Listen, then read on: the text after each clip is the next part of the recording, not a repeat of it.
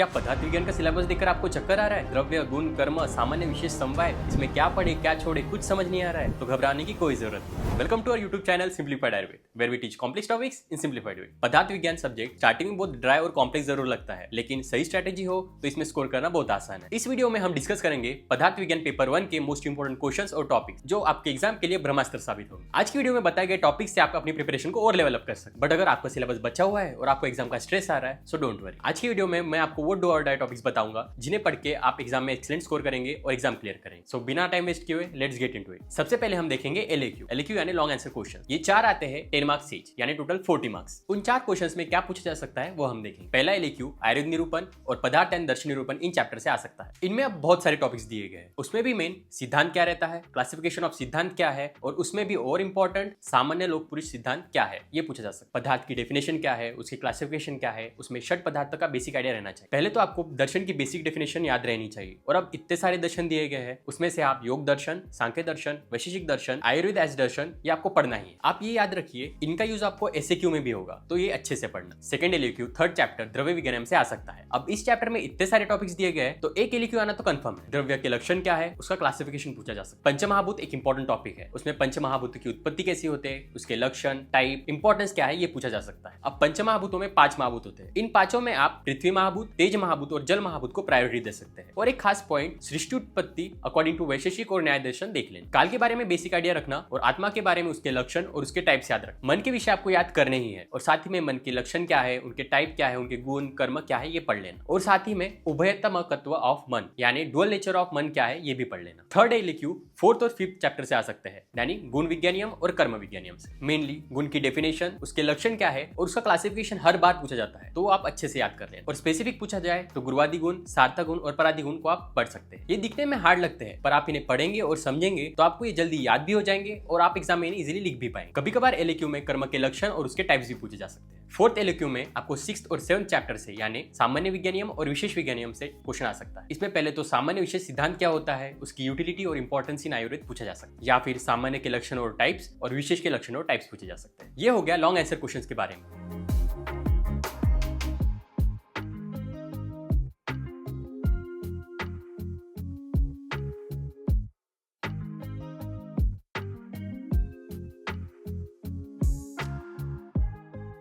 अब हम एसीक्यू जानेंगे यानी शॉर्ट आंसर क्वेश्चन, जो आपको 8 आते हैं 5 मार्क्स यानी टोटल 40 मार्क्स। जैसे हमने एलएक्यू देखे, अब उसी प्रकार हम एसएक्यू देखेंगे। देखिए फर्स्ट चैप्टर से आयु के लक्षण क्या है और एम ऑफ आयुर्वेद क्या है पूछा जा सकता है। हम ऑलरेडी सिद्धांत एलएक्यू के लिए पढ़ने वाले हैं, तो उससे एसएक्यू के लिए भी क्वेश्चन आ सकता है कि सिद्धांत क्या है, उसके टाइप्स लिखो एटसेट्रा। सेकंड एसएक्यू आपको पदार्थ एंड दर्शन निरूपण से आ सकता है। इसमें आप पदार्थ की डेफिनेशन, इसके लक्षण और टाइप्स याद करना। बस दर्शन की डेफिनेशन और उसके टाइप्स क्या है, आस्तिक और नास्तिक दर्शन क्या होता है, वैशेषिक, योग, सांख्य, चारवाक, न्याय दर्शन से भी शॉर्ट एसएक्यू आ सकता है। योग दर्शन में अष्टांग योग के बारे में पूछ सकते हैं और सांख्य दर्शन में 24 तत्वों के बारे में पूछ सकते हैं। थर्ड चैप्टर यानी द्रव्य विज्ञानियम, इससे 2 एसएक्यू आते हैं क्योंकि ये बहुत बड़ा चैप्टर है। इसमें तो पहले आप द्रव्य की डेफिनेशन क्या है और उसके टाइप्स याद कर लेना। पंचमहाभूतों की उत्पत्ति कैसी होती है और उन सब के लक्षण और इंपॉर्टेंस क्या है ये याद कर लेना। दिशा के लक्षण, टाइप क्या है और उसकी इंपॉर्टेंस क्या है ये पूछा जा सकता है। मन के विषय यानी ऑब्जेक्ट्स ऑफ मन क्या है ये बहुत बार पूछा गया है, और साथ ही में लक्षण क्या है, गुण क्या है, कर्म क्या है ये भी पूछा जा सकता है। काल के लक्षण क्या है, टाइप्स क्या है और इसका इंपॉर्टेंस क्या है आयुर्वेद में ये पूछा जा सकता है। और आत्मा के लक्षण क्या है पूछे जा सकते हैं। पुरुष क्या होता है, उसके टाइप्स क्या होते हैं, षड्धात्मक पुरुष, त्रिधात्मक पुरुष, चिकित्सा पुरुष और राशि पुरुष पूछा जा सकता है। 5th एसएक्यू गुण विज्ञानियम इस चैप्टर से आ सकता है। इस चैप्टर का सिंपल सा फंडा है, इसमें गुरुवादी गुण, परादी गुण, आत्मगुण और सार्थक गुण ये 4 टाइप्स ऑफ गुण बताए गए। इनके क्लासिफिकेशन आपको पूछे जा सकते हैं। और परादी गुण में परत्व अपरत्व में क्या डिफरेंस है ये पूछा जा सकता है। और ये एसएक्यू है तो आपको किसी एक गुण को क्लासिफाई करने के लिए बोला जाएगा। कर्म विज्ञानियम से एक एसएक्यू आता है, इसमें आपको कर्म के टाइप्स, डेफिनेशन, लक्षण क्या है पूछे जा सकते हैं। सामान्य विज्ञानियम और विशेष विज्ञानियम, इस चैप्टर से आपको वही एक क्वेश्चन सामान्य विशेष सिद्धांत क्या है पूछा जा सकता है, सामान्य की डेफिनेशन, लक्षण और उसके टाइप्स पूछे जा सकते हैं। समवाय विज्ञानियम और अभाव विज्ञानियम ये लास्ट चैप्टर से आते हैं और सब इसे इग्नोर करते हैं, पर एग्जाम में इस चैप्टर से एक क्वेश्चन आना कंफर्म होता है। समवाय के लक्षण और इंपॉर्टेंस बताओ या अभाव के डेफिनेशन और उसके टाइप्स बताओ।